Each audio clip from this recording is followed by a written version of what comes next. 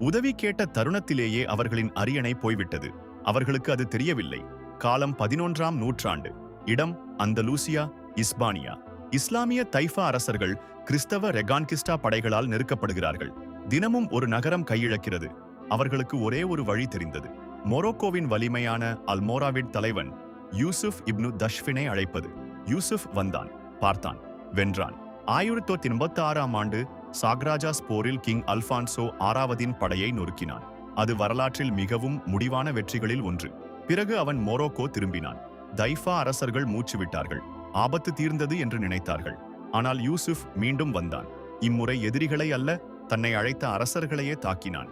ஒவ்வொருவராக, ஒவ்வொரு ராஜ்யமாக. எந்த ஒரு அரசரும் தப்பவில்லை. அவர்கள் ஒரு காப்பாளனை அழைத்தார்கள். ஒரு கைப்பற்றுபவன் வந்தான். வலிமையான நண்பனிடம் உதவி கேட்டால் என்ன ஆகும் என்பதை இந்த கதை சொல்கிறது. நீங்கள் அவனுக்கு கதவை திறக்கிறீர்கள், உங்கள் சொந்த வீட்டை இழக்கிறீர்கள்.